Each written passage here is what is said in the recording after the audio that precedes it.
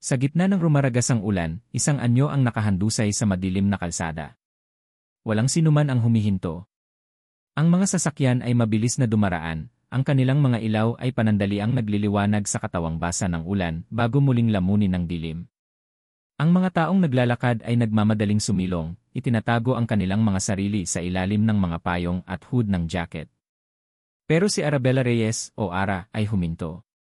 Nanginginig ang kanyang mga kamay habang hawak ang sira-sirang payong. Ang malakas na hangin ay tila gustong agawin yon mula sa kanya. Isang bahagi ng kanyang isip ang sumisigaw, "Huwag, Ara. Umuwi ka na." Delikado. Ngunit ang kanyang mga paa ay hindi sumunod. Paano kung kailangan niya ng tulong? Paano kung iyon ang nanay niya o ang kapatid niya? Ang pag-iisip pa lang na iyon ay nagpadala ng kilabot sa kanyang buong katawan, mas malamig pa kaysa sa buhos ng ulan. Kanina lang, nililinis niya ang makintab na sahig ng Celestia Grand Mall, pinagmamasdan ang mga pamilyang masayang namimili. Ang mga mamahaling damit, ang mga bag na kumikinang, ang mga tawa ng mga batang hindi kailanman mag-aalala tungkol sa susunod na kakainin. Pinupunasan niya ang bakas ng kanilang mararangyang sapatos, habang ang nasa isip niya ay ang listahan ng mga gamot ni Marco, ang kanyang nakababatang kapatid. Ang bayarin sa ospital na unti-unting lumulunod sa kanila. Bawat patak ng pawis niya sa trabahong iyon ay may pangalan, Marco. Ngayon, sa harap niya may isang taong nangangailangan ng tulong. Hindi niya ito kayang talikuran. Nilabanan niya ang hangin at maingat na lumapit. Isa itong matandang babae, nakasuot ng simpleng bestida na ngayon ay basang-basa na at puno ng putik. Maputla ang kanyang mukha at ang kanyang paghinga ay mababaw. "Ma'am? Ma'am, gising po," sabi ni Ara, ang kanyang boses ay nanginginig. Dahan-dahan niyang inilagay ang likod ng kanyang palad sa noo ng babae. Hindi ito mainit. Malamig. Kinapa niya ang pulso nito sa leeg. Mahina, ngunit naroon pa. Isang malaking buntong hininga ng ginhawa ang kumawala sa kanya. Buhay pa siya. Mabilis na nilibot ni Ara ang kanyang paningin. Walang ibang tao. Siya lang. Kailangan niyang gumawa ng paraan. Inilabas niya ang kanyang mumurahing cellphone mula sa bulsa, nanginginig na idinayal ang numerong pang-emergency, ngunit ang signal ay paikot-ikot lang. Walang serbisyo dahil sa lakas ng bagyo. "Diyos ko, tulungan niyo po ako," bulong niya sa hangin. Sinubukan niyang isakay ang matanda sa isang taxi, ngunit 3 beses siyang tinanggihan. Sino ba namang driver ang gustong mabasa at maputikan ang kanilang upuan para sa isang pasaherong walang malay at isang babaeng mukhang basang sisiw? Sa pang-4 na taxi, halos lumuhod na si Ara sa kalsada. "Kuya, parang awa niyo na po. Emergency po ito. Dadalhin ko lang po sa pinakamalapit na ospital. Babayaran ko po kayo kahit doblehin niyo pa." Marahil ay dahil sa awa o sa pag-aalok niya ng dagdag na bayad, pumayag din ang driver. Sa loob ng taxi, habang mabilis na tinatahak ang daan patungo sa ospital, hindi binitawan ni Ara ang kamay ng matanda. Malamig iyon, ngunit pinilit niyang painitin iyon sa pagitan ng kanyang mga palad. Ginamit niya ang kanyang panyo para punasan ang putik sa mukha nito. Sa kabila ng sitwasyon, may bakas ng dignidad at kabaitan sa mukha ng matandang babae. Pagdating sa emergency room, nagsimula ang kaguluhan. Ang mga nurse ay mabilis na kumilos. Itinulak nila ang stretcher papasok at naiwan si Ara sa labas ng pinto, basang-basa, pagod at mag-isa. Umupo siya sa isang upuang plastik sa gilid, yakap-yakap ang sarili. Ngayon lang niya naramdaman ang lamig. Ilang sandali pa, isang lalaki ang pumasok na tila isang bagyo. Matangkad, nakasuot ng mamahaling itim na coat na hindi man lang nabasa ng ulan. Ang kanyang buhok ay maayos na nakasuklay pa atras, at ang kanyang mukha ay matalim at walang emosyon. Sinundan siya ng isang katulong na may dalang briefcase. Ang kanyang presensya ay agad na pumuno sa buong lugar, na para bang pag-aari niya ito. Nakita niya si Ara. Ang kanyang mga mata, malamig at mapanuri, ay sinuri siya mula ulo hanggang paa. May pagkasuklam sa kanyang tingin, na para bang si Ara ay isang uri ng dumi na hindi dapat naroroon. Lumapit siya, hindi sa mga nurse, kundi direkta kay Ara. "Sino ka?" tanong niya, ang kanyang boses ay mababa at may otoridad. Hindi ito isang tanong, kundi.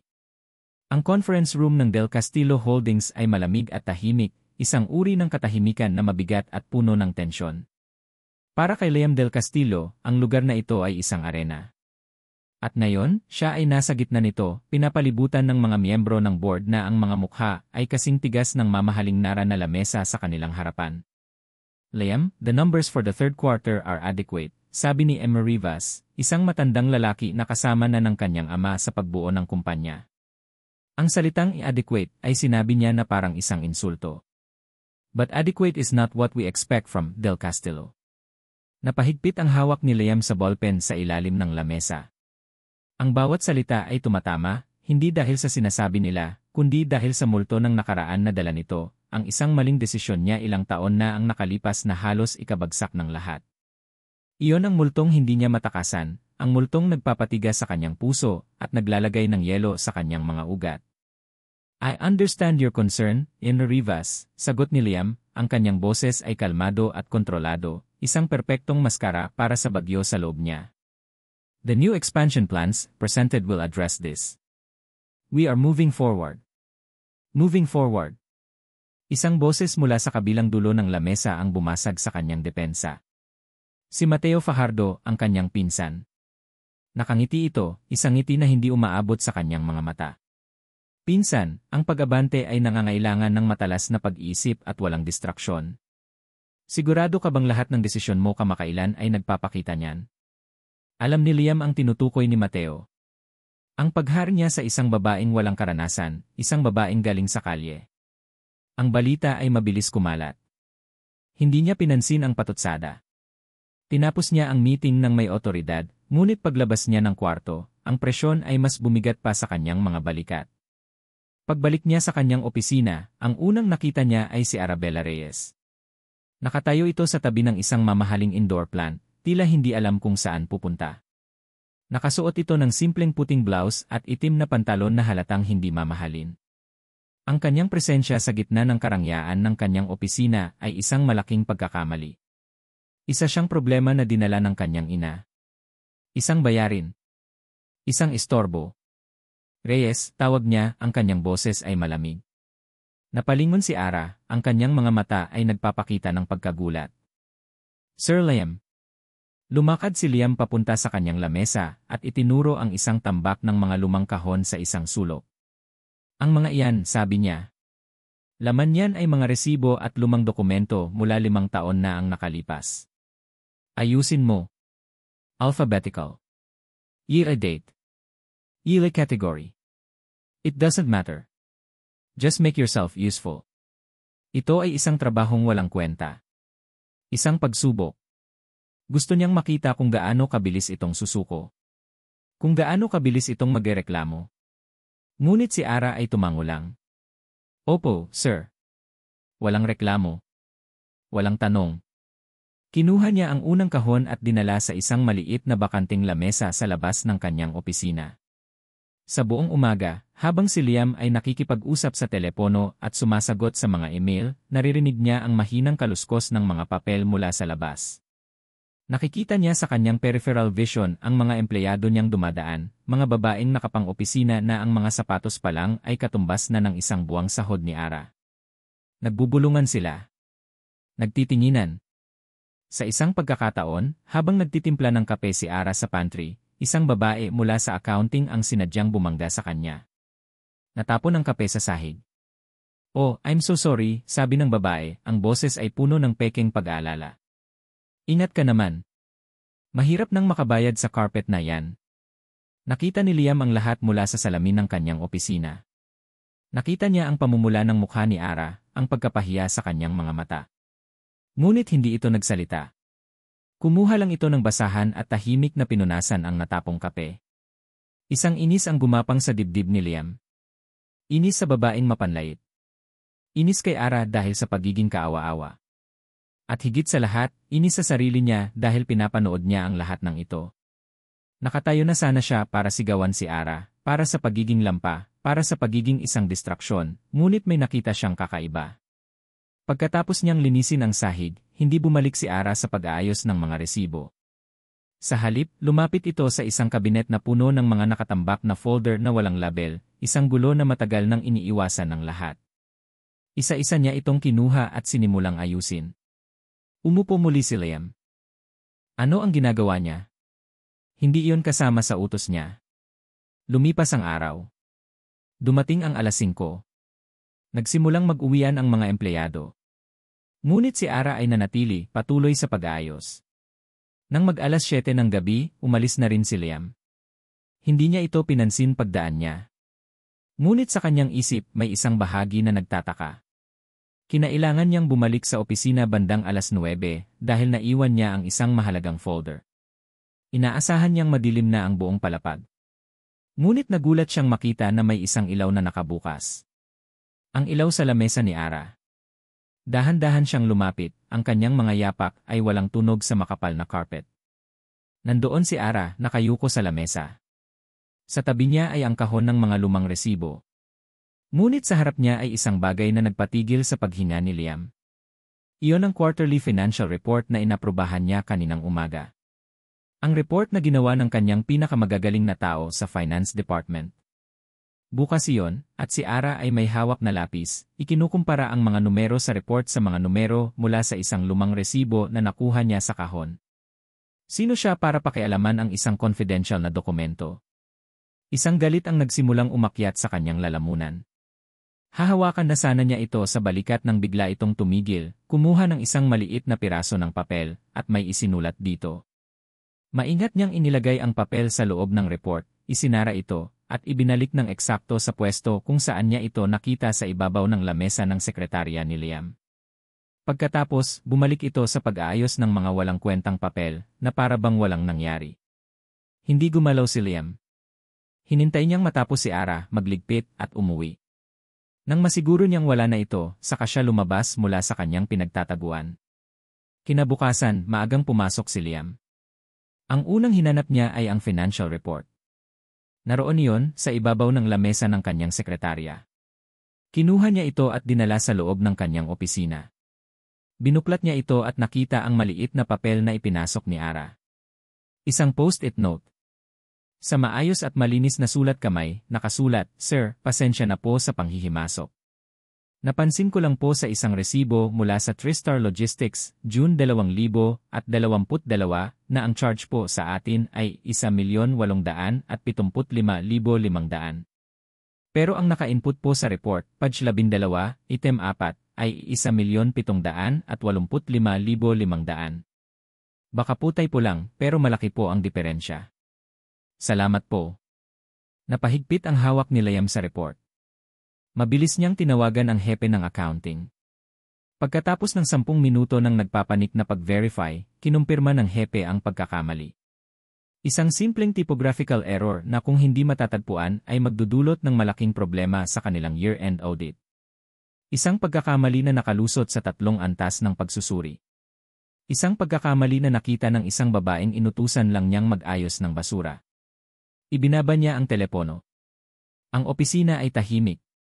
Tumingin siya sa report, sa maliit na piraso ng papel, at pagkatapos ay sa labas, sa bakanteng upuan kung saan umupo si Ara kahapon. Paano? Paano ito nakita ng isang tagalinis? Sa unang pagkakataon mula nang makilala niya si Arabella Reyes, nawala ang inis at pagkasuklam. Napalitan iyon ng isang damdamin na hindi niya inaasahan, isang damdamin na matagal na niyang hindi naramdaman para sa kahit sino.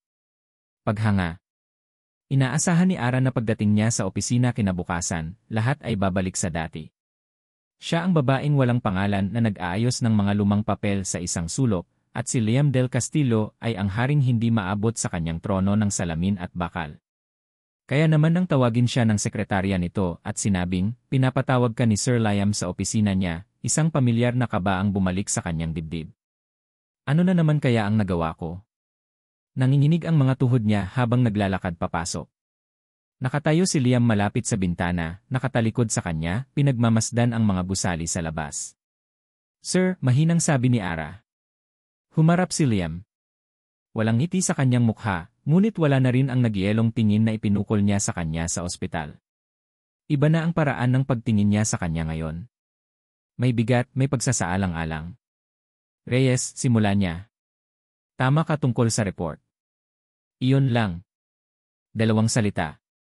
Ngunit para kay Ara, ang mga salitang iyon ay parang isang malaking alon na humampas sa kanya. Hindi siya humingi ng tawad sa pagpapakialam niya. Hindi siya nagalit. Sinabi lang nitong tama siya. Yung buti po kung ganon, sir, iyon lang ang naisagot niya. Tumango si Liam, tila may iniisip. Halika, sumama ka sa akin. Saan po, sir? Magla-launch, sabi niya na parang iyon ang pinaka-ordinaryong bagay sa mundo. Napatanga si Ara. Lunch? Kasama siya. Inasahan niyang dadalhin siya nito sa isang mamahaling restaurant kung saan ang isang baso ng tubig ay mas mahal pa sa kinikita niya sa isang araw. Inihanda na niya ang sarili sa kahihiyan. Ngunit nagkamali siya. Dinala siya ni Liam hindi sa isang fine dining restaurant, kundi sa isang maliit at masikip na noodle house sa isang eskinita malapit sa gusali. Ang amoy ng mainit na sabaw at bawang ay sumalubong sa kanila. Ang mga customer ay mga ordinaryong empleyado, mga construction worker, mga estudyante. Lahat sila ay napatingin sa pagpasok ni Liam na ang presensya ay tila hindi bagay sa lugar. Umupo sila sa isang maliit na lamisang plastik. Si Liam Del Castillo, ang CEO ng isa sa pinakamalaking kumpanya sa bansa, ay nakaupo sa tapat niya, hinihintay ang kanilang order na beef noodle soup. Hindi ka ba kumakain ng maayos? Biglang tanong ni Liam habang hinihintay nila ang kanilang pagkain. Nabigla si Ara sa tanong. Po. Kumakain naman po, sir. Hindi halata, sabi niya, ang kanyang tingin ay nasa payat na mga braso ni Ara. Hindi ka tatagal sa trabaho kung sakitin ka. May kung anong kumirot sa puso ni Ara. Hindi ito pang insulto. Ito ay pag-aalala. Sinubukan niyang itago ang ngiti sa kanyang labi at tumingin na lang sa kanyang mga kamay. Naging tahimik ang kanilang pagkain, ngunit hindi ito ang uri ng katahimikan na nakakailang. Ito ay isang komportableng katahimikan. Sa bawat higop niya ng mainit na sabaw, nararamdaman niya ang unti-unting pagkatunaw ng pader sa pagitan nila. Dito, sa maliit na kainang ito, hindi siya si Ara Reyes, ang janitress na naging instant assistant. At hindi rin siya si Liam Del Castillo, ang kinatatakutang CEO. Dalawa lang silang tao na kumakain ng tanghalian. Pagbalik sa opisina, habang papalapit na ang katapusan ng linggo, ang katapusan ng kanyang kontrata, muling ipinatawag ni Liam si Ara sa kanyang opisina. This time, may hawak na itong folder. Inilapag niya yon sa lamesa sa pagitan nila. Linggo na bukas, sabi ni Liam. Tapos na ang isang linggo mo. Tumango si Ara, biglang nanikip ang kanyang dibdib. Ito na. Babalik na siya sa paglilinis ng sahig. Opo, sir.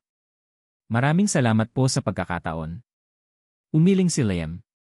Hindi ako nagpapasalamat. Nag-aalok ako. Binuksan niya ang folder. Isang employment contract. Hindi para sa isang linggo, kundi isang permanenteng posisyon. Executive Assistant today. Ang nakasulat na sahod ay halos ikalawa ng mga mata ni Ara. 10 beses na mas malaki kaysa sa kinikita niya ngayon. Kailangan ko ng kakayahan mo sa team ko, Reyes.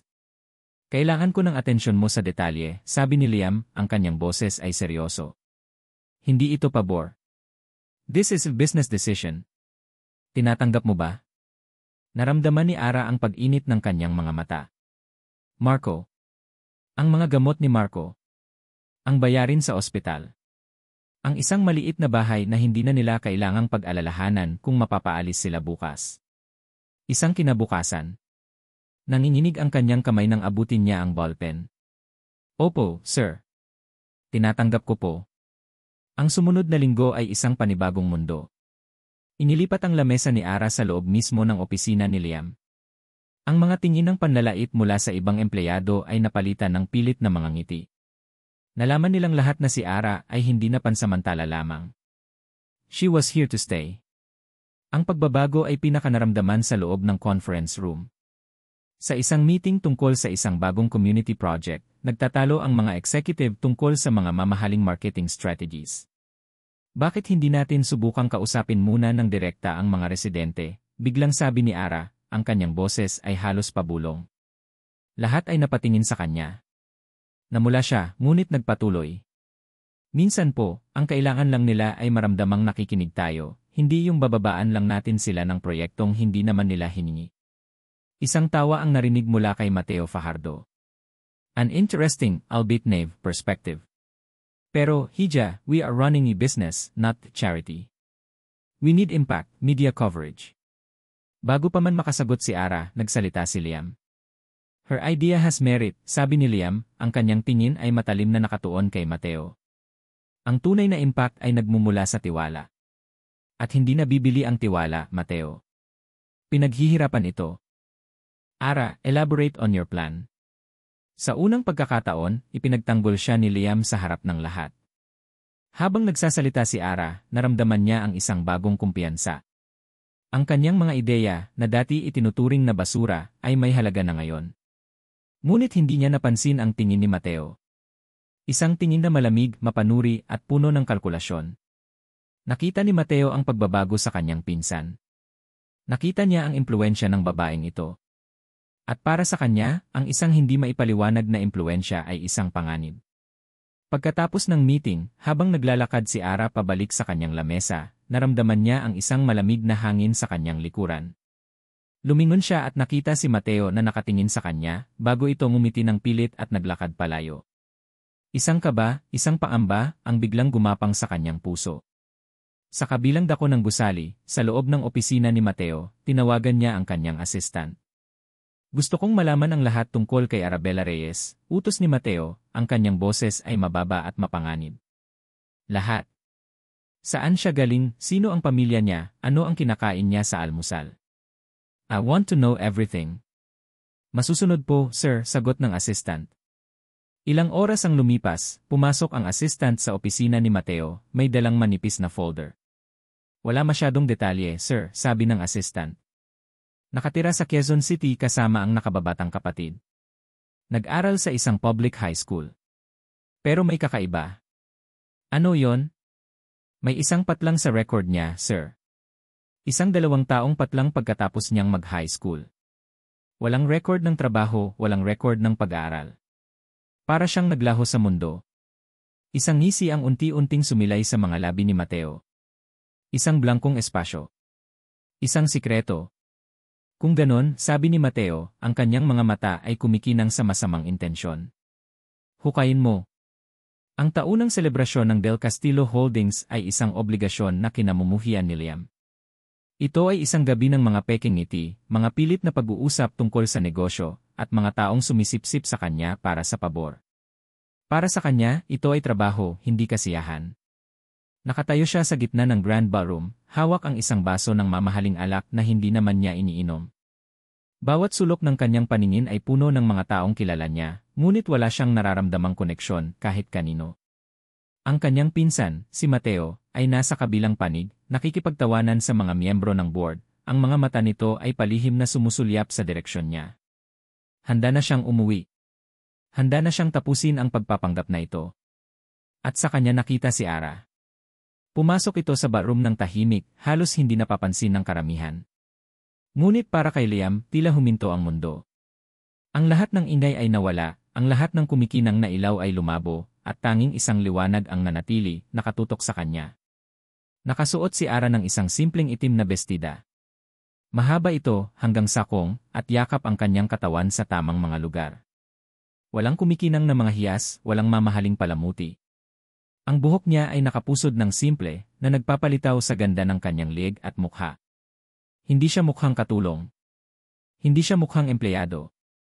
Mukha siyang isang bituin na aksidenteng nahulog mula sa langit.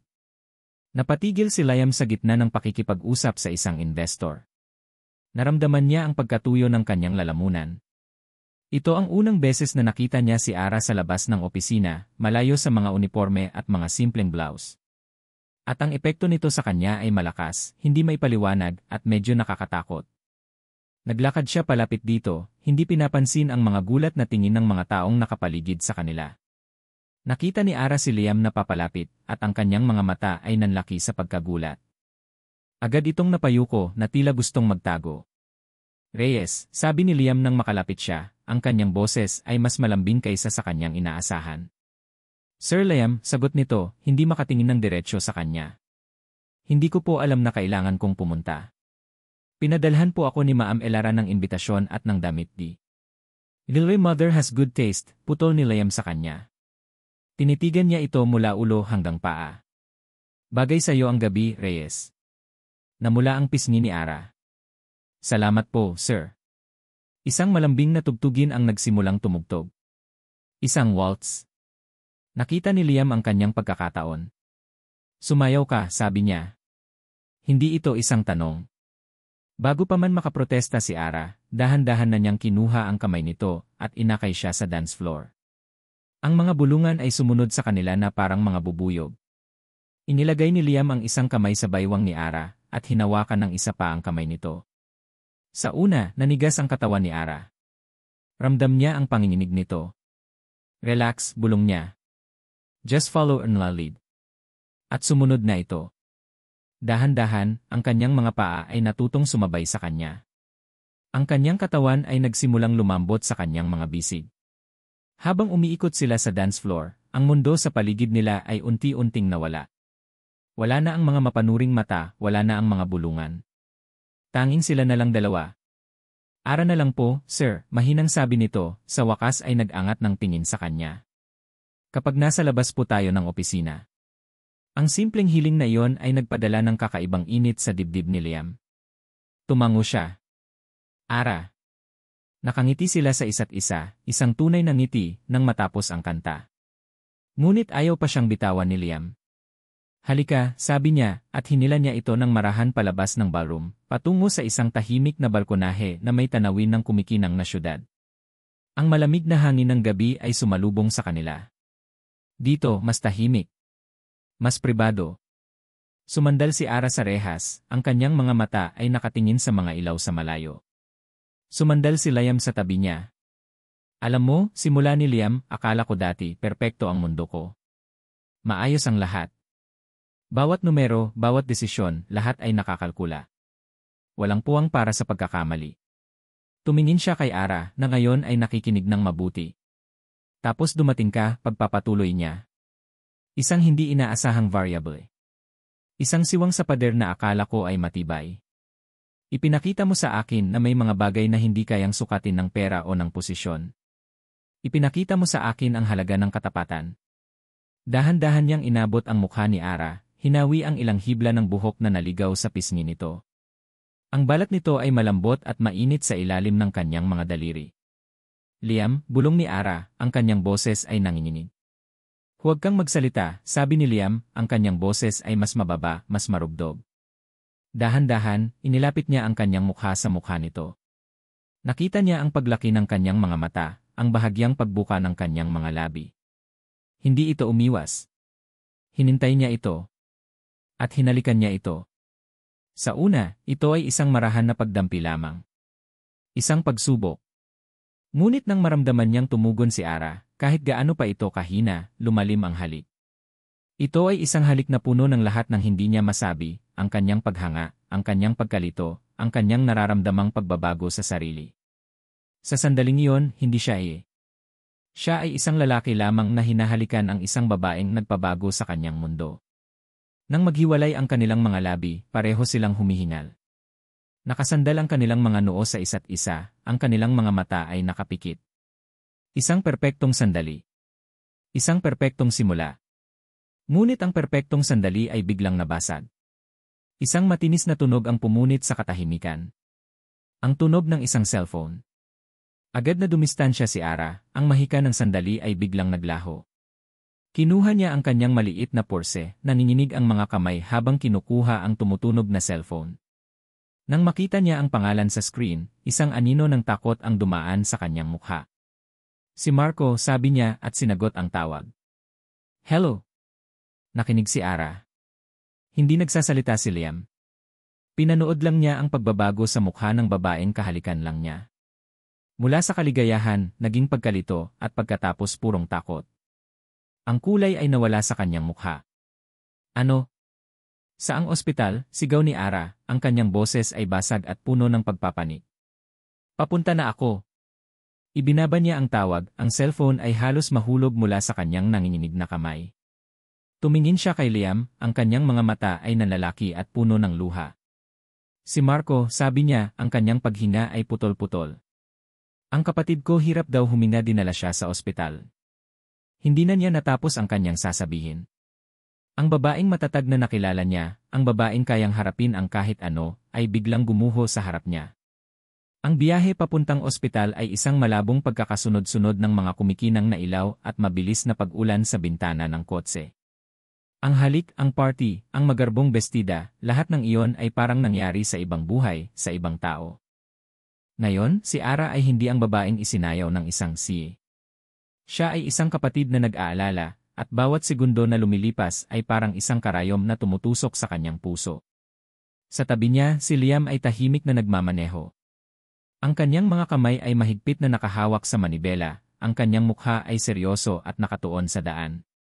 Wala na ang lambing sa kanyang mga mata kanina sa balkonahe, napalitan ito ng isang matigas na determinasyon. Ang katahimikan niya ay hindi nakakailang, kundi nakakapanatag.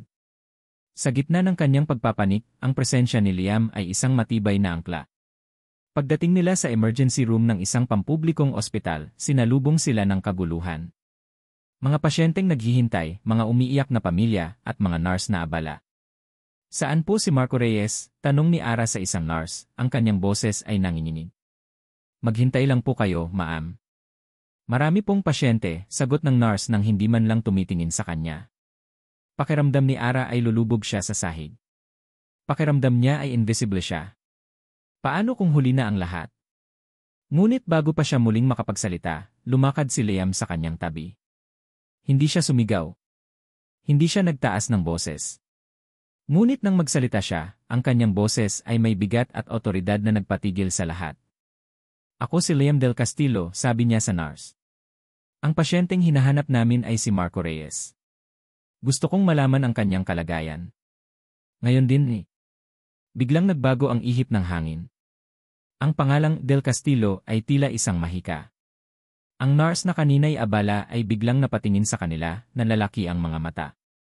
Sa loob ng ilang minuto, ang hospital director na mismo ang lumabas para harapin sila. Dinala sila sa isang maliit na opisina. Yang del Castillo, ipinagpaumanhin ko po ang abala. Ang pasyente po ay nasa intensive care unit. Stable na po siya sa ngayon pero kailangan nating obserbahan. Mukhang isang matinding asthma attack na komplikado dahil sa pneumonia. Nakahinga ng maluwag si Ara. Stable. Buhay ang kapatid niya. Ngunit kasunod ng ginhawa ay ang panibagong alalahanin. Hey! Pneumonia. Alam niya kung ano ang ibig sabihin niyan, mas malaking bayarin. Isang halaga na hindi niya kayang bayaran kahit magtrabaho pa siya habang buhay. Gawin niyo ang lahat para sa kanya, utos ni Liam sa direktor. I-transfer ninyo siya sa isang private suite kapag kaya na. Huwag kayong mag-alala sa gastos. Sagot ko ang lahat. Napatulog si Ara. Sagot ko ang lahat. Ang mga salitang iyon ay parehong musika at lason sa kanyang pandinig. Habang naghihintay sila sa labas ng AC, umupo si Ara sa isang upuang bakal, ang kanyang lakas ay unti-unting nauubos. Nilalamig siya, hindi dahil sa aircon, kundi dahil sa takot. Umalis si Liam saglit at bumalik na may dalang 2 tasa ng mainit na kape mula sa isang vending machine. Inabot niya ang isa kay Ara. Uminom ka. Kailangan mo yan. Tahimik na tinanggap ni Ara ang tasa, ang init nito ay bahagyang gumuhit sa kanyang nanlalamig na mga kamay. Salamat sa lahat, Sir Liam. Umupo si Liam sa tabi niya. Liam na lang. Tumingin si Ara sa kanya, ang kanyang mga mata ay puno ng emosyon na hindi niya masabi. Hindi ko alam kung paano kita mababayaran. Ang lahat ng ito. Tumingin si Liam sa kanya, ang kanyang tingin ay seryoso at direkta. Ang manatili ka sa tabi ko sapat na yon. Ang mga salitang iyon, na dapat sana'y magpuno ng kilig sa kanyang puso, ay sa halip ay nagbaon ng isang matalim na kutsilyo ng pagkakasala. Paano ako mananatili sa tabi mo kung puno ako ng kasinungalingan? Sigaw ng kanyang isip. Ito na ang pagkakataon. Dapat niyang sabihin. Dapat niyang aminin ang lahat. Habang narito sila, habang nakikita niya ang kabutihan sa mga mata nito, binuksan niya ang kanyang bibig para magsalita. Liam, may kailangan kang malaman tungkol sa akin. Ngunit bago pa niya madugtungan, isang doktor ang lumabas mula sa mga pinto ng Family of Marco Reyes. Agad silang napatayo. Ngumiti ang doktor. He's responding well to the medication. He's a fighter. Makakausap niyo na siya sandali paggising niya. Isang mainit na likido ang unti-unting namuo sa kanyang mga mata. Hindi ito luha ng lungkot, kundi luha ng pasasalamat na hindi niya kayang bigkasin. Napayakap siya kay Liam nang hindi namamalayan, ibinuhos ang lahat ng kanyang takot at ginhawa sa dibdib nito. Nagulat si Liam sa simula, ngunit pagkatapos ay marahan niyang niyakap si Ara pabalik, ang isang kamay ay humahaplos sa kanyang buhok. Eli, okay na siya. Ligtas na siya. Nang mga sandaling iyon, sa yakap ni Liam, nakalimutan ni Ara ang kanyang balak na pagtatapat. Ang mahalaga ay ligtas si Marco. Ang mahalaga ay narito si Liam. Ang pag-amin ay maaaring maghintay. Ngunit hindi naghihintay ang kasinungalingan. Sa kabilang bahagi ng lungsod, sa isang marangyang penthouse, isang ngiti ang sumilay sa mga labi ni Mateo Fajardo. Nasa harap niya ang isang Manila envelope na kararating lang. Sa loob nito ay ang kopya ng isang police record. Pangalan, Arabella Reyes. Kaso, qualified theft. Sentensya, 2 taon na pagkakakulong. Sa wakas, bulong ni Mateo sa sarili. Ito na ang bala na kailangan niya. Ang sandata na wawasak sa kanyang perpektong pinsan. Binuksan niya ang kanyang laptop, nag-type ng isang bagong email. Hindi niya ito ipapadala mula sa kanyang personal o company account. Gumamit siya ng isang hindi matutunton na serbisyo. 2. From, a concerned observer truth seeker 88 at protonmail.com. Pagkatapos ay nag-type siya ng subject. Isang subject na siguradong kukuha ng atensyon. Sa ospital, matapos makita si Marco na mahimbing na natutulog, bumalik sina Liam at Ara sa waiting area. May isang bagong pag-asa at gaan sa hangin. Hindi na siguro ako babalik sa party, sabi ni Ara, isang maliit na ngiti ang nasa kanyang mga labi. Ako rin, sagot ni Liam. Mas gugustuhin kong manatili dito kasama ka. Ang mga salitang iyon ay muling nagpatibok ng mabilis sa puso ni Ara. Marahil, posible ang lahat. Marahil, may lugar para sa kanya sa mundo ni Liam. Sa gitna ng kanilang tahimik na sandali, biglang tumunog ang cellphone ni Liam. Isang mahinang buzz na tila napakalakas sa katahimikan ng hallway. Kinuha niya ito mula sa kanyang bulsa, ang kanyang mukha ay kalmado pa rin. Tumingin siya sa screen para tingnan ang notification. At doon, nakita ni Ara ang pagbabago. Ang banayad na ekspresyon sa mukha ni Liam ay biglang naglaho. Ang kanyang mga mata, na kanina'y puno ng init, ay biglang naging malamig na parang bato. Ang kanyang panga ay tumigas. Ang buong katawan niya ay nanigas, na para bang nakakita siya ng isang multo. Hindi siya nagsalita. Nakatitig lang siya sa screen ng kanyang telepono. Dahil sa screen, sa ilalim ng isang hindi pamilyar na email address, nababasa niya ng paulit-ulit ang mga salitang nagpabago sa lahat. Subject, ang katotohanan na itinatago ng iyong assistant. Ang katahimikan sa loob ng kotse pabalik sa opisina ay mas masakit kaysa sa anumang sigaw. Si Liam, ang lalaking humalik sa kanya nang may buong pagsuyo ilang oras lang ang nakalipas, ay isa ng estranghero. Ang kanyang mukha ay tila inukit sa bato, ang kanyang mga mata ay nakatuon sa daan, ngunit malinaw na wala roon ang kanyang isip. Ang init ng kanilang mga sandali sa balkonahe at sa ospital ay napalitan ng isang nagyayelong hangin na hindi kayang paalisin ng aircon ng kotse. Liam, may problema ba? Lakas loob na tanong ni Ara, ang kanyang boses ay halos pabulong. Hindi siya lumingon. Manahimik ka, Reyes, sagot niya, at ang paggamit niya sa kanyang apelyido ay parang isang sampal.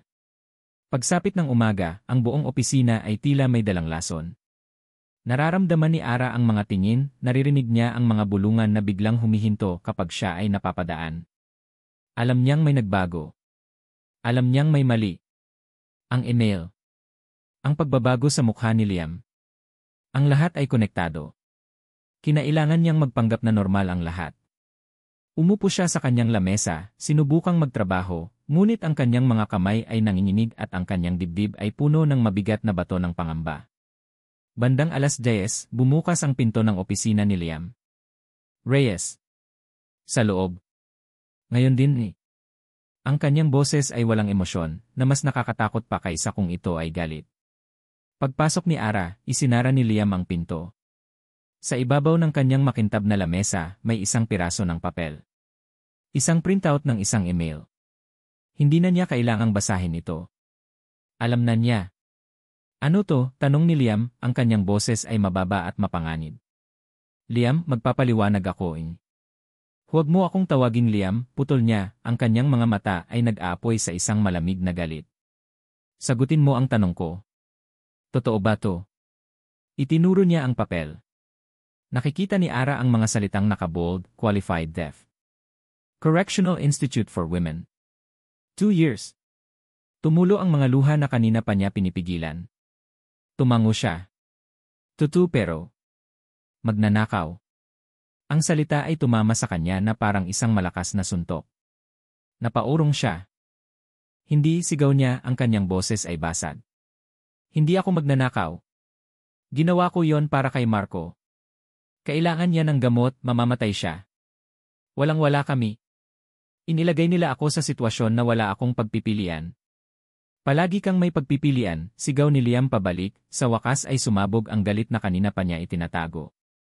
At ang pinili mo ay magsinungaling. Ang pinili mo ay manloko. Lumakad siya palapit sa kanya, ang kanyang anino ay tila lumalamon sa liwanag. Binuksan ko ang sarili ko sayo. Pinagkatiwalaan kita. Nagmukha akong tanga dahil sayo. Bawat ngiti, bawat salita, bawat pagtulong mo lahat pala kasinungalingan. Isang malaking palabas. Hindi totoo yan, Liam. Ang nararamdaman ko Huwag mong banggitin ang nararamdaman mo, sabi niya, halos duraan ang mga salita. Wala kang alam sa nararamdaman. Isa kang oportunista na nakakita ng pagkakataon. Ang bawat salita niya ay isang punyal na sumasaksak sa puso ni Ara. Ang sakit ay napakatindi, halos hindi na siya makahinga. Nakita niya sa mga mata ni Liam hindi lang galit, kundi isang malalim na pagkasuklam.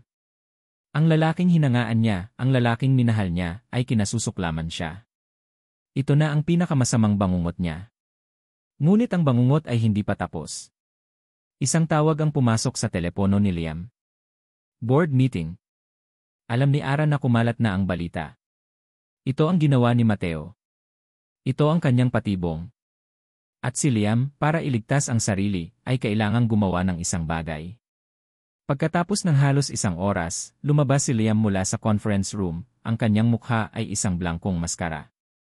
Ang mga miyembro ng board ay sumunod sa kanya, ang kanilang mga mukha ay seryoso. Nakita ni Ara ang isang ngiti ng tagumpay sa mga labi ni Mateo. Naglakad si Liam sa gitna ng opisina. Ang lahat ng empleyado ay napahinto sa kanilang ginagawa. Ang buong palapag ay nabalot sa isang nakabibinging katahimikan. Huminto si Liam. Hindi siya tumingin kay Ara. Tumingin siya sa lahat. Dahil sa mga bagong impormasyon na nakarating sa pamunuan, simula ni Liam, ang kanyang boses ay malakas, formal, at walang bakas ng anumang emosyon. At upang mapanatili ang integridad at tiwala sa loob ng Del Castillo Holdings, bawat salita ay isang hakbang palapit sa gilotina. Huminga siya ng malalim. At binitawan ang hatol. Ngayon, si Arabella Reyes ay wala ng anumang kaugnayan sa kumpanyang ito. Tumingin siya sa hepe ng security. Dalhin niyo siya palabas. Isang kolektibong hininga ang narinig sa buong opisina. Naramdaman ni Ara ang daan-daang pares ng mata na nakatutok sa kanya, mga matang puno ng awa, panghuhusga, at tsismis. Ang dalawang gwardiya ay lumapit sa kanya. Ma'am, sumama na po kayo. Hindi siya makagalaw. Ang kanyang mga paa ay tila mga sementong nakabaon sa sahig. Ang kanyang paningin ay nakatuon lamang kay Liam, naghahanap, nagmamakaawa para sa kahit isang katiting na pagsisisi, kahit isang sulyap ng dating pagtingin.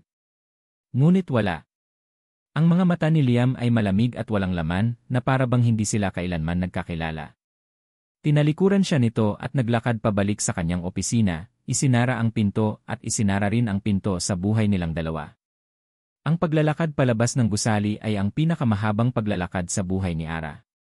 Bawat hakbang ay isang kahihiyan. Bawat sulyap ay isang paghatol.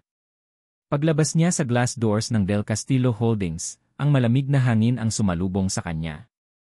Nagsimulang umambon. Isang pamilyar na eksena. Ngunit ngayon, walang matandang babae na kailangang iligtas. Ang kailangang iligtas ay siya. Ngunit wala nang tutulong. Naglakad siya ng walang patutunguhan. Ang ambon ay naging ulan. Ang kanyang buhok at damit ay basang-basa, ngunit hindi niya ito naramdaman. Ang tanging nararamdaman niya ay ang isang malaking butas sa kanyang dibdib, isang butas na puno ng sakit, kahihiyan, at pagtataksil. Hindi ang pagkawala ng trabaho ang pumatay sa kanya. Hindi ang mga mapanghusgang tingin. Ang pumatay sa kanya ay ang paraan ng pagtingin ni Liam sa kanya na para bang siya ay basura. Sa gitna ng kalsada, sa ilalim ng buhos ng ulan, ang kanyang mga tuhod ay bumigay. Napaluhod siya sa basang semento, ang kanyang katawan ay nanginginig sa pag-iyak na walang tunog. Nawala ang trabaho. Nawala ang dignidad. Nawala ang pag-asa. Nawala ang lalaking minahal niya. Wala na. Lahat ay nawala. May isang uri ng katahimikan na sumusunod sa isang malakas na bagyo. Ito ay isang katahimikang mabigat, puno ng mga labi ng winasak na bagay. Iyon ang katahimikan sa loob ng opisina ni Liam Del Castillo. Natapos ang board meeting. Si Mateo ay pansamantalang napatahimik. Ang problema ay naalis na. Panalo siya. Ngunit habang nakaupo siya sa kanyang malaking leather na upuan, nakatingin sa walang laman na lamesa kung saan dating nakaupo si Ara, wala siyang naramdamang tagumpay. Wala ang karaniwang pakiramdam ng kontrol. Sa halip, ang nararamdaman niya ay isang malawak na espasyo. Isang nakakabinging kawalan. Ang imahe ni Ara, ang paraan ng pagtingin nito sa kanya bago siya talikuran, isang tingin na puno ng sakit at hindi makapaniwalang pagtataksil, ay paulit-ulit na bumabalik sa kanyang isipan. Iwinaksi niya ito. Ginawa ko ang nararapat, sabi niya sa sarili. Pinrotektahan ko ang kumpanya. Pinrotektahan ko ang sarili ko. Ngunit ang mga salita ay walang laman. Ang tagumpay ay may lasang abo. Umuwi siya ng maaga. Ang malaking mansyon ng mga Del Castillo, na dati simbolo ng kanyang kapangyarihan, ay tila isang malamig at walang kaluluwang museo. Ma, tawag niya, ang kanyang boses ay umaalingaw sa matataas na kisam. Walang sagot. Karaniwan, sa mga oras na ito, sasalubungin siya ng kanyang ina na may dalang tsaa at mga tanong tungkol sa kanyang araw. Pumanik siya sa hagdanan, isang hindi maipaliwanag na kaba ang nagsimulang gumapang sa kanyang dibdib. Pumunta siya sa silid ng kanyang ina. Maayos ito at malinis, ngunit may kakaibang katahimikan. At sa kanya nakita.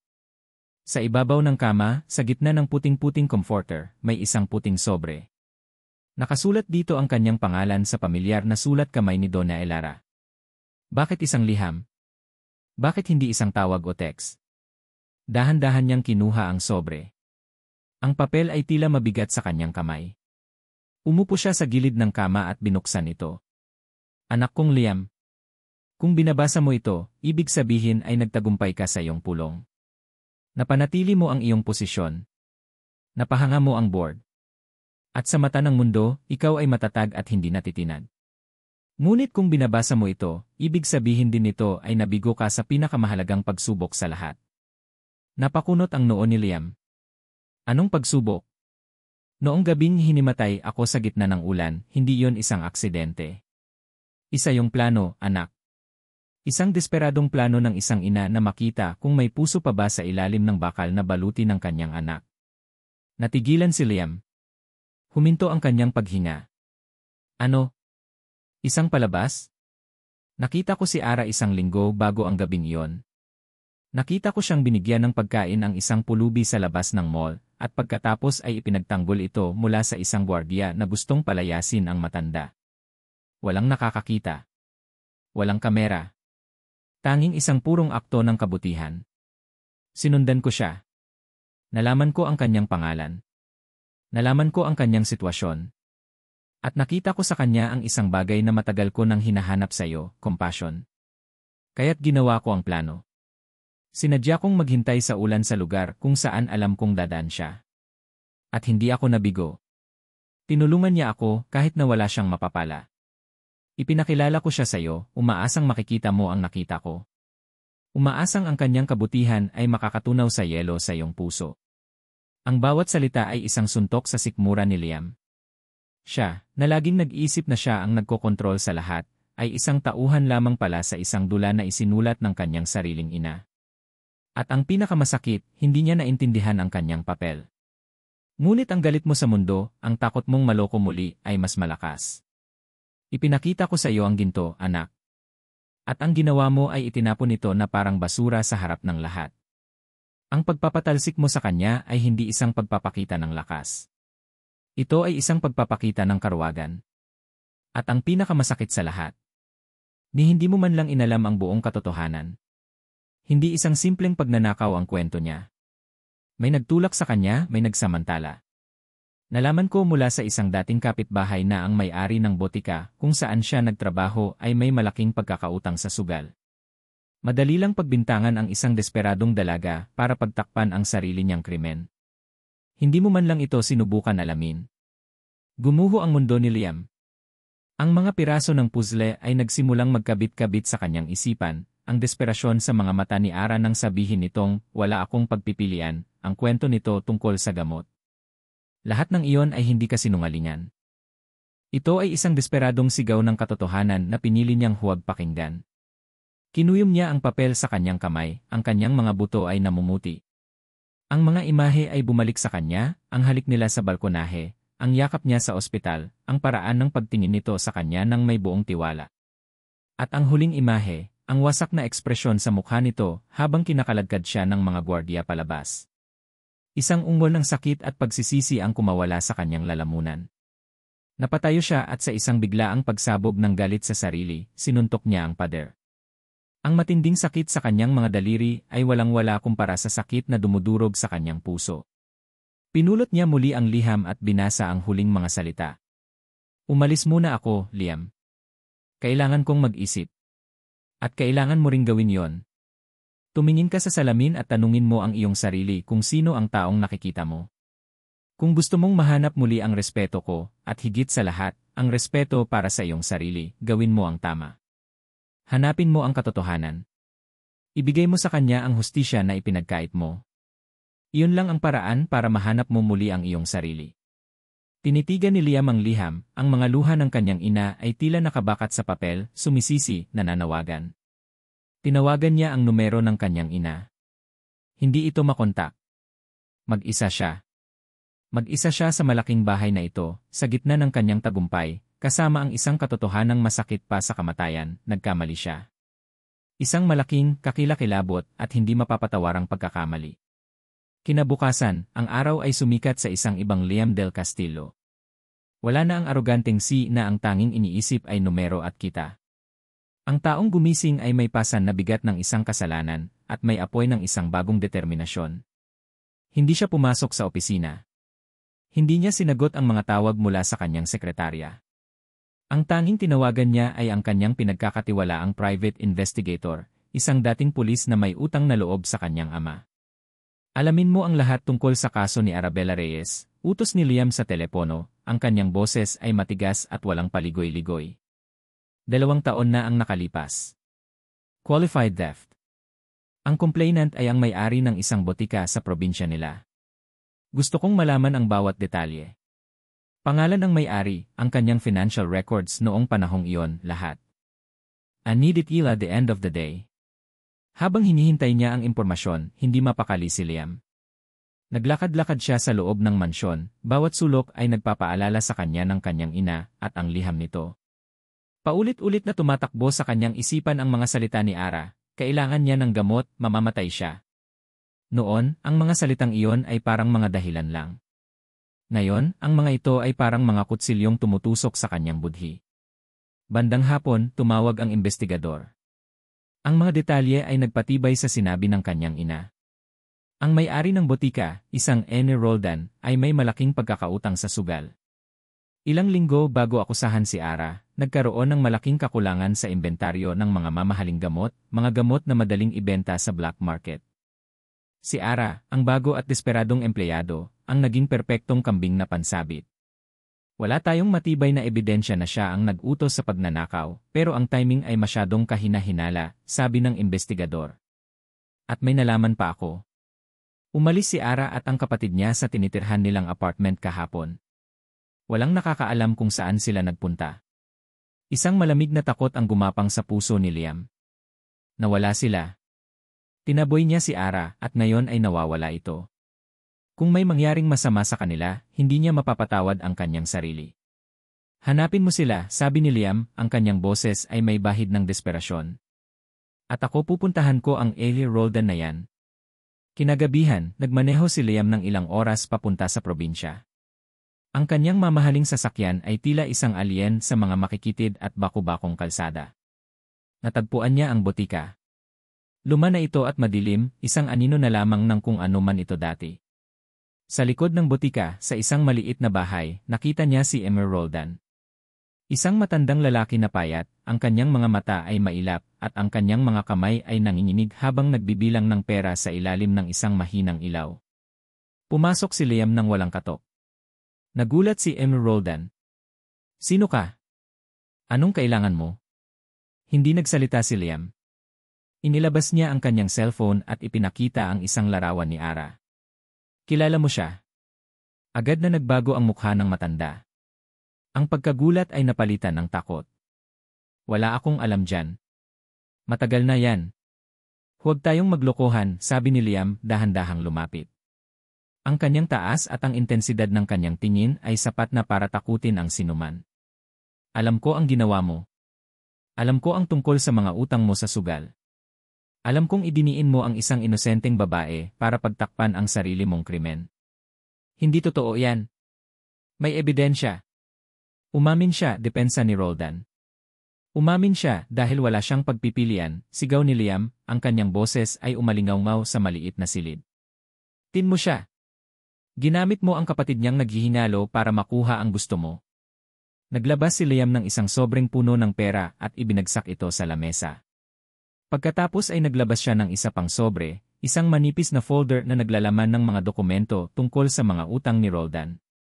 "Dalawa ang pagpipilian mo," sabi ni Liam, ang kanyang boses ay malamig at mapanganib. "Ang sobrang ito, turo niya sa pera, ay sapat na para makapagsimula ka ng bagong buhay sa ibang lugar. Kalimutan ang lahat ng ito." Pagkatapos ay itinuro niya ang folder. "O ang sobrang ito, na naglalaman ng lahat ng ebidensyang magpapakulong sa iyo ng mas matagal kaysa sa ipinakulong mo sa kanya. Bukas na bukas din, isusumit ko ito sa pulisya." Nanginginig si Roldan, nakatingin sa dalawang sobre na parang nakatingin sa demonyo at sa anghel. "Pero may isang kondisyon," dagdag ni Liam. "Bago ka pumili, sasabihin mo sa akin ang lahat. Bawat detalye. At record ko ito." Inilabas ni Liam ang kanyang telepono at pinindot ang record button. Sa umpisa, nag-atubili si Roldan. Ngunit sa ilalim ng matalim na titig ni Liam, unti-unti siyang bumigay. Inamin niya ang lahat. Ang pagnanakaw na siya mismo ang may gawa. Ang paggamit niya sa sitwasyon ni Ara. Ang pag-blackmail niya dito na kung hindi aamin sa mas maliit na kaso ng pagnanakaw ng gamot, ididiin niya ito sa mas malaking kaso na siya ang may kagagawan. Umamin siya para iligtas ang kapatid niya, sabi ni Roldan, ang kanyang boses ay basag. Alam niyang kung lalaban siya, matatagalan ang kaso at mamamatay ang bata. Kaya't isinakripisyo niya ang sarili niya. Ang bawat salita ay parang isang suntok na paulit-ulit na tumatama sa dibdib ni Liam. Sakripisyo. Iyon ang salitang hindi niya kailanman naintindihan. Nang matapos ang pag-amin, nanginginig na inabot ni Roldan ang sobrang may pera. "Sana'y mabulok ka sa impyerno," sabi ni Liam bago tumalikod at umalis. Hawak niya ngayon ang katotohanan. Isang marumi at masakit na katotohanan na nakarecord sa kanyang telepono. Ito ang maglilinis sa pangalan ni Ara. Ngunit habang naglalakad siya pabalik sa kanyang sasakyan, isang tanong ang umalingaw sa kanyang isipan. Para saan pa ang katotohanan ito kung hindi na niya mahanap si Ara? Sa gitna ng kanyang pag-iisip, biglang tumunog ang kanyang telepono. Ang kanyang assistant. Ang boses nito ay nagpapanik. "Sir Liam, nasaan po kayo? Bakit? Anong nangyayari?" "Si Sir Matthew po." Nagpatawag siya ng isang biglaang press conference. "Ngayon na po mismo." Mukhang may malaki siyang i-anunsyo tungkol sa paglilinis na ginawa niya sa kumpanya. Napahigpit ang hawak ni Liam sa manibela. "Mateo. Gagamitin pa nito ang pagpapatalsik kay Ara para sa sarili nitong kapakanan." Isang matinding galit ang pumalit sa kanyang pagsisisi. "Paparating na ako." Pinaharurot niya ang sasakyan pabalik sa Maynila. Hindi pa tapos ang laban. Sisiguraduhin niyang sa pagtatapos ng gabing ito, malalaman ng buong mundo kung sino ang tunay na magnanakaw at kung sino ang tunay na biktima. Ang biyahe pabalik sa Maynila ay isang karera laban sa oras at sa sariling budhi. Bawat ilaw ng post na mabilis na nilalagpasan ng sasakyan ni Liam ay isang paalala sa mga kasinungalingang pinaniwalaan niya. Ang recording ng kumpisal ni Emmer Roldan, na nakalagay sa upuan sa tabi niya, ay hindi lang isang piraso ng ebidensya. Ito ay isang testamento sa sakripisyo ni Ara at sa kanyang sariling katangahan. Hindi na ito para lang kay Ara. Ito ay para sa lalaking gustong makita ng kanyang ina sa kanya. Ito ay para sa pagtubo sa sarili niyang kaluluwa. Pagdating niya sa gusali ng Del Castillo Holdings, ang lobby ay puno na ng mga taga-media. Ang mga ilaw ng kamera ay kumikislap. Mula sa isang malaking screen sa lobby, nakita niya ang mukha ni Mateo, live mula sa press conference. Nakatayo si Mateo sa isang podyum na may logo ng Del Castillo Holdings. Ang kanyang mukha ay nagpapahayag ng isang peking kalungkutan at profesionalismo. Isang mahirap, ngunit kinakailangang desisyon, sabi ni Mateo sa mga mikropono. Ang integridad ng Del Castillo Holdings ang aming pangunahing prioridad. Hindi namin maaaring palagpasin ang anumang uri ng panlilinlang, gaano man ito kaliit. Ang aming mabilis na aksyon sa pag-alis sa empleyadong ito ay isang patunay sa aming commitment sa transparency at tiwala na ibinibigay sa amin ng aming mga kliyente at stakeholders. Isang galit na hindi pa nararamdaman ni Liam kailanman ang umakyat sa kanyang lalamunan. Ginamit ni Mateo ang pangalan ni Ara, dinungisan ito sa harap ng buong mundo, para lamang sa sarili nitong kapakinabangan. Hindi na siya dumaan sa elevator. Mabilis siyang umakyat sa hagdanan patungo sa function hall. Ang kanyang puso ay dumadagundong sa kanyang dibdib, hindi dahil sa pagod, kundi dahil sa galit. Sa labas ng hall, sinubukan siyang harangin ng security. Sir Liam, bawal po. Tabi, utos ni Liam, ang kanyang boses ay may otoridad na hindi matitinag. Nag-atubili ang mga gwardya at hinayaan siyang dumaan. Binuksan niya ang pinto ng function hall ng malakas. Ang tunog ay pumunit sa katahimikan. Ang lahat ng atensyon ay napunta sa kanya. Ang mga kamera ay mabilis na umikot at itinutok sa kanya. Si Mateo, na nasa gitna ng kanyang talumpati, ay natigilan, ang peking ngiti ay naglaho sa kanyang mukha. Hindi pa tapos ang press conference na ito, deklara ni Liam, ang kanyang boses ay malakas at malinaw, umaalinggaw sa buong silid. Liam, anong ginagawa mo dito? Nawawala ka sa sarili mo, sabi ni Mateo, sinusubukang bawiin ang kontrol. Naglakad si Liam papunta sa podyum, ang kanyang mga mata ay nanlilisik at nakatuon lamang sa kanyang pinsan. Ako ba ang nawawala sa sarili, Mateo? O ikaw, na nagsisinungaling sa harap ng lahat ng mga taong ito? Wala akong alam sa sinasabi mo. Alam mo ang lahat, sigaw ni Liam. Alam mo na ang paglilinis na sinasabi mo ay isang palabas para sa sarili mong ambisyon. Alam mo na ang babaeng ipinahiya mo sa buong mundo ay isang biktima, hindi isang kriminal. Isang bulungan ang kumalat sa mga taga-media. Mga walang basihang akusasyon, sagot ni Mateo, ngunit may bahid na ng kaba sa kanyang boses. Walang basihan? Ngumisi si Liam ng mapait. Kinuha niya ang kanyang telepono at mabilis na isinaksak sa sound system. Kung ganon, pakinggan nating lahat ang katotohanan. Mula mismo sa bibig ng taong unang nagsimula ng lahat ng ito. Pinindot niya ang play. Ang nanginginig na boses ni Emmy Roldan ay pumuno sa buong silid. Inamin niya para iligtas ang kapatid niya. Alam niyang kung lalaban siya, matatagalan ang kaso at mamamatay ang bata. Kaya't isinakripisyo niya ang sarili niya. Isang nakabibinging katahimikan ang bumalot sa hall. Ang lahat ay nakatulala, nakikinig sa bawat salita ng kumpisal. Ang mga kamera ay hindi na kumikislap, nakatutok lang ang mga ito, nire-record ang pagbagsak ng isang kasinungalingan.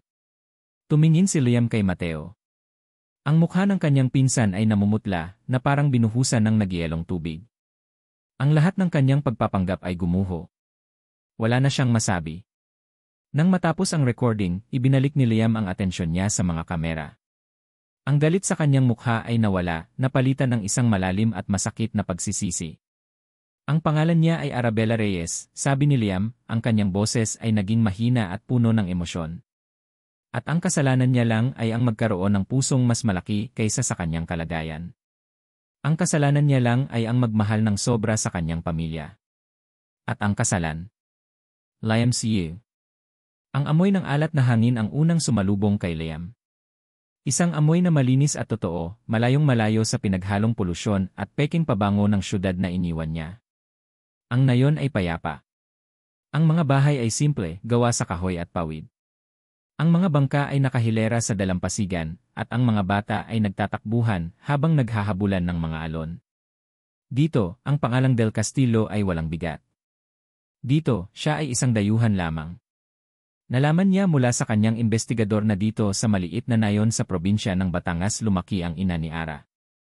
Isang lugar na puno ng mga alaala, isang lugar na perpektong kanlungan. Naglakad siya sa dalampasigan, nagtatanong-tanong sa mga mangingisda. Isang matandang lalaki ang nagturo sa kanya sa isang maliit na kubo na nakatayo sa ilalim ng isang puno ng niyog, medyo malayo sa karamihan. At doon, nakita niya si Ara. Ang puso niya ay tumigil sa pagtibok. Hindi ito ang Ara na nakita niyang lumuha at gumuho. Hindi ito ang babaeng nakasuot ng magarbong bestida.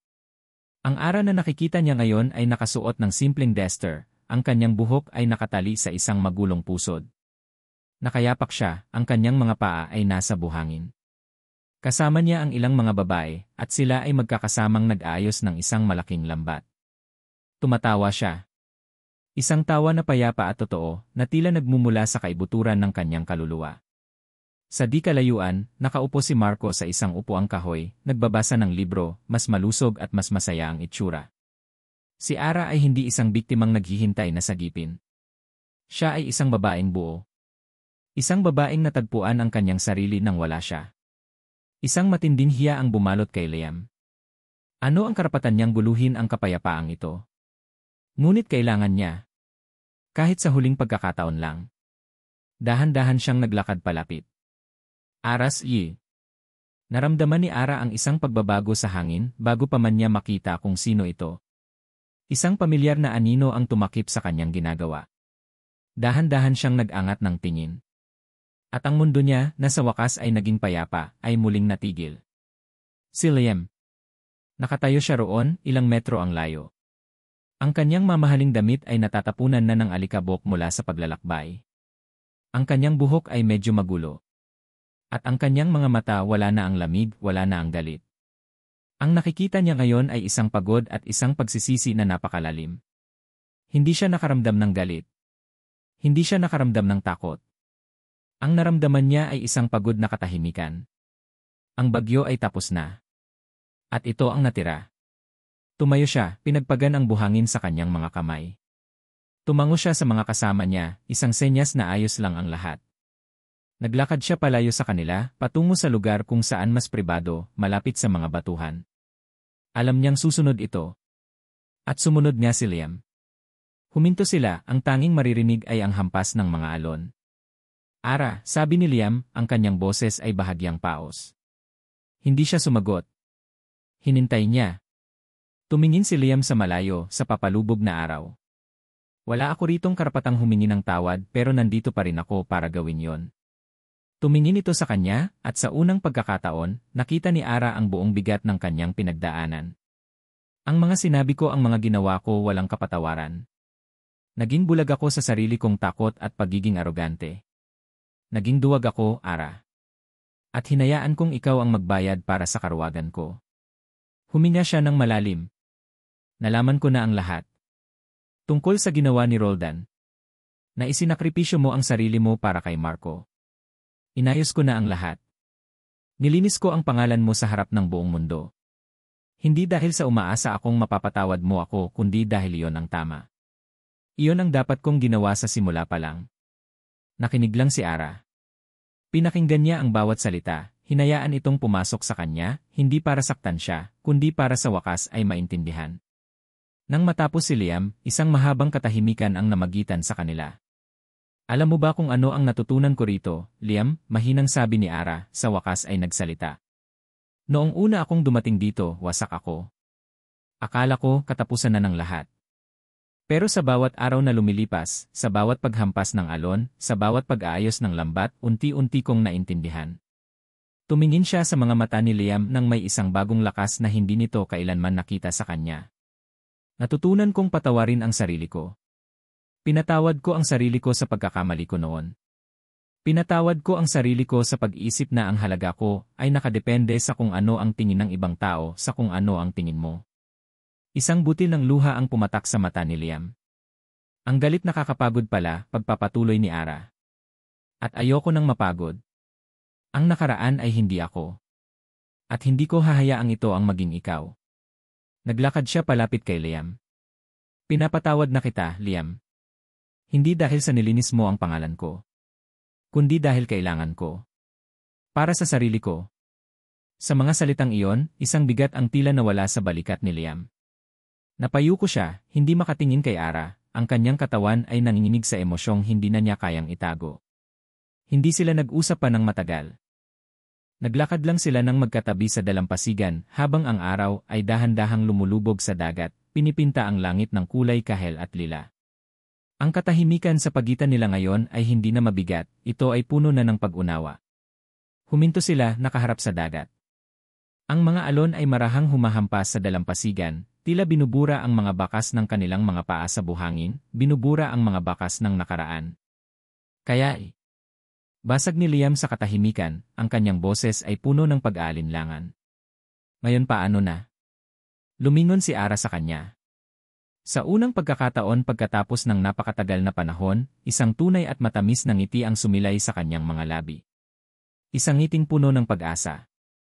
Ngayon, sabi niya, ang kanyang mga mata ay kumikinang sa ilalim ng papalubog na araw. Magsisimula tayo ulit. At dito nagtatapos ang kwento ni Ara at Liam. Maraming salamat sa inyong walang sawang pagsubaybay sa bawat kabanata ng kanilang paglalakbay. Mula sa unang pagtatagpo sa gitna ng unos, hanggang sa masalimuot na pag-usbong ng kanilang pag-ibig, sa masakit na pagbagsak, at sa wakas, sa isang panibagong simula. Bawat salitang isinulat ko ay may kasamang pag-asa na sana'y maramdaman nyo ang bawat tibok ng kanilang mga puso, ang bawat bigat ng kanilang mga pasanin, at ang bawat kislap ng kanilang pag-asa. Ang kwentong ito ay isang paalala na ang tunay na pag-ibig ay hindi perpekto. Ito ay magulo, masakit, at puno ng mga pagsubok. Ngunit ito rin ay isang paalala na ang pag-ibig ay tungkol sa pagpapatawad, ang pagpapatawad sa iba, at higit sa lahat, ang pagpapatawad sa ating mga sarili. Ito ay tungkol sa pagtingin sa isang tao nang higit pa sa kanilang mga pagkakamali at pagyakap sa katotohanan na lahat tayo ay karapat-dapat sa pangalawang pagkakataon. Sana'y may isang piraso ng kwento ni Ara at Liam na manatili sa inyong mga puso. At ngayon, nais kong marinig ang inyong saloobin. Ano ang pinakapaborito ninyong bahagi?